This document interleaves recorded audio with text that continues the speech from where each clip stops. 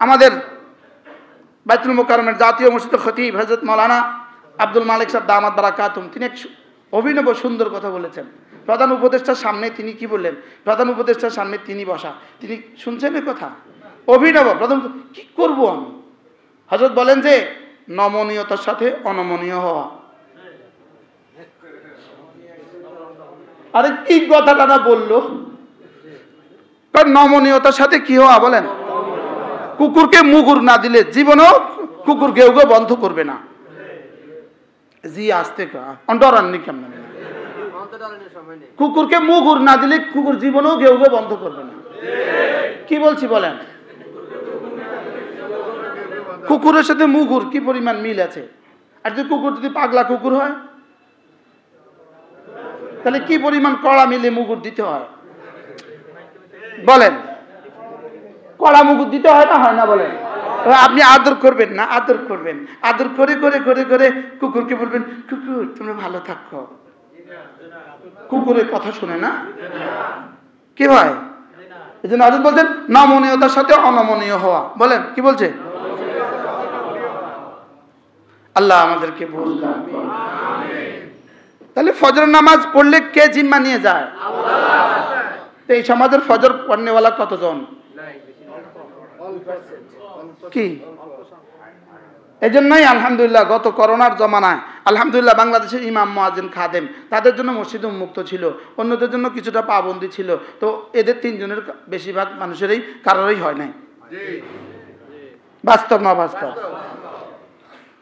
ওয়াল ফজরে, ফজরের কসম খেয়েছেন, ফজরের কসম। ফজর বুঝা এসছে তো কথা। ফজরের পরে রাতের ফেরেশতা চলে যায়, ফজরের পরে দিনের ফেরেশতা আসে। প্রতিদিন আপনার ডিউটির জন্য ৭০,০০০ ফেরেশতা দিনে, ৭০,০০০ ফেরেশতা রাতে আসে। দিনের ফেরেশতা আসে ফজরের পরে, আবার দিনের ফেরেশতা চলে যায় মাগরিবের আগে, রাতের ফেরেশতা আসে মাগরিবের আগে, আবার চলে যায় ফজরের পরে। ক্বাবলা তুলুইশ শামসি, সূর্য উদয়ের আগেই চলে যায়, আর ওরা সূর্য অস্তের আগেই চলে যায়। তো এই দল যখন যায়, ৭০,০০০ ফেরেশতা আজকে কিন্তু চলে আসছে।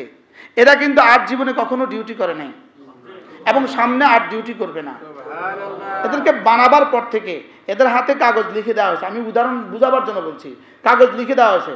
আমরা আমাদের কর্মচারীদেরকে ডিউটি লিখে দেই না? প্রিন্সিপাল স্যার প্রিয়নদেরকে ডিউটি ভাগ করে দেয় না? অফিসে কর্মকর্তা কর্মচারীদেরকে ডিউটি ভাগ করে দেয় না? এদের হাতে ডিউটি দিছে 2024 সালের 13ই ডিসেম্বর তোমাদের ডিউটি। এদেরকে বানাবার পরে কোটি কোটি বছর ধরে এরা অপেক্ষা ছিল আজকের এই দিবসে। আচ্ছা, কি পরিমাণ উচ্ছ্বাসের সাথে এরা অপেক্ষা ছিল, আর কি পরিমাণ উচ্ছ্বসিত হয়েছে আজকে সকালবেলা। ওরা সকালবেলা আপনার দুয়ারে এসে হাজির। এসে কি বলে জানেন? ইয়া আব্দুল্লাহ, কোটি কোটি বছর ধরে অপেক্ষা করছি, তোমাকে হেফাজতের জন্য আজকে চলে আসছি। উঠো উঠো উঠো উঠো উঠো উঠো, ফজর নামাজে উঠো। ফজর নামাজে কি করো? ফজরে উঠো, ফজরে উঠো। প্রতি নামাজের সময় রব্বে কারীম আরশ আজিম থেকে নিজে এলান করেন, নিজে এলান করেন। বলেন নিজে কি করেন? রব নিজে এলান করেন, উঠো উঠো, নামাজের প্রস্তুতি নাও। যদি শুনতাম, যদি দেখতাম, যদি শুনতাম আর যদি দেখতাম, তাহলে আর ঈমান বিল গায়েব হতো না, তাহলে আর নেকি হতো না। এজন্য শুনতে দেন না, এজন্য দেখতে দেন না। সুবহানাল্লাহ। এজন্য এটাকে গায়েব রেখে দিয়েছেন, এটা অদৃশ্য রেখে দিয়েছেন। দেখি তুমি শুধুই ইয়াকিন করো কিনা, শুধুই বিশ্বাস করো কিনা। যদি বিশ্বাস করে করে আসতে পারো, যা বলেছি সব পাবা। আর যদি বিশ্বাস না করে ছুটে আসো এখানে, তো আর ফিরে যাওয়ার সুযোগ নেই। বুঝেন নাই কথা? বিশ্বাস করে যদি আসো সব পাবা, আর বিশ্বাস না করে যদি আসো ফিরে আসার কি নাই। যদি করে আসো ঠকবা না, ঠেকবা না। আর যদি না করে আসো তো দেখবা অবস্থা কি। ওয়াল ফজরে, ফজরের কসম, ওয়ালায়ালিন আশরে, 10 রাতের কসম, ওয়ালায়ালিন আশরে, 10 রাতের কসম। কোন 10 রাত? কেউ কেউ বলেন রমজানের শেষ 10 রাত, আর অধিকাংশ মুফাসসিরিন বলেন জিলহজ মাসের প্রথম 10 রাত। পুরো বছরের মধ্যে জিলহজ মাসের প্রথম 10 রাত হলো 10 দিন হলো আল্লাহ তাআলার কাছে শ্রেষ্ঠ দিন। বলেন প্রথম 10 দিন আল্লাহ তাআলার কাছে কি? আল্লাহ রাসূল বলেন মা মিন আমালিন আহাব্বু ইলাল্লাহ মিন হাযিহিল আইয়াম ইয়ানি আল আশরাল আউয়াল। আল্লাহ রাসূল বলেন কোন আমল আল্লাহর কাছে এত পছন্দনীয় নয় এই 10 দিনের আমল আল্লাহর কাছে যত পছন্দনীয়। এবার সাহাবা জিজ্ঞেস করলেন ওয়ালাল জিহাদ ইয়া রাসূলুল্লাহ, জিহাদও নয়? রাসূল বলেন ওয়ালাল জিহাদ ফি সাবিলিল্লাহ, জিহাদও নয়। সুবহানাল্লাহ। ইল্লা রাজুলুন, শুধু ওই ব্যক্তি, রাজুলুন খারাজা ফি সাবিলিল্লাহ, যে আল্লাহর রাস্তায় বের হয়ে গেল, ওয়ালাম ইয়ারজি বিনাফসিহি ওয়া মালিহি, জান আর মাল আর কিছুই নিয়ে ফিরে আসলো না, এই লোকটা তার চেয়ে বেশি দামি। সুবহানাল্লাহ। ধারণা স্বচ্ছতার জন্য বলি, ধারণা স্বচ্ছতার জন্য। সারা পৃথিবীর সমস্ত ইবাদত, সারা পৃথিবীর সমস্ত ইবাদত আঙ্গুলের মাথার পানি, সারা পৃথিবীর সমস্ত ইবাদত আঙ্গুলের মাথার পানি, জিহাদ সমুদ্রের অবশিষ্ট পানি। স্বচ্ছতার জন্য বলি, এই ধারণা যদি আপনি স্বচ্ছ না হন, আপনার যদি কনসেপ্ট যদি স্বচ্ছ না হয়, আপনার ইমানের সমস্যা আছে। আর ইমানের সমস্যা নিয়ে কবরে যাওয়ার সুযোগ নেই। কি বলছি বলেন? ইমানের সমস্যা নিয়ে কবরে যাওয়ার কি নাই বলেন? আমি কি বুঝাইতে পারছি? এখন একটা প্রশ্ন করবেন, হুজুর এর চেয়েও দামি কোন ইবাদত কি আছে? সারা পৃথিবীর সমস্ত ইবাদত আঙ্গুলের মাথার পানি, জিহাদ সমুদ্রের অবশিষ্ট পানি।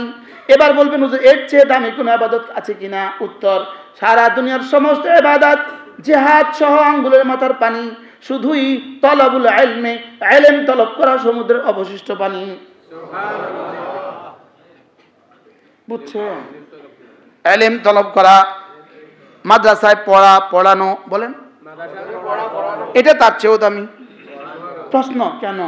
প্রশ্ন কেন? উত্তর, আগে কোরআন শুনেন, পরে দলিল, মুখের দলিল শুনেন।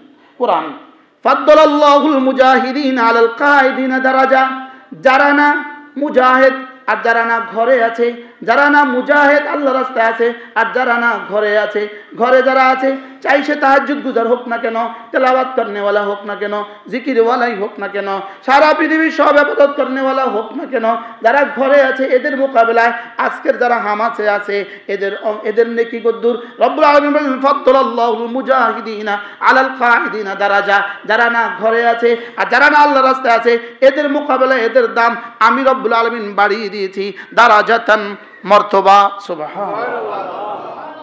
ঢুকে যায়, ডিআইজি তাকে খুঁজে পায় কোথায়?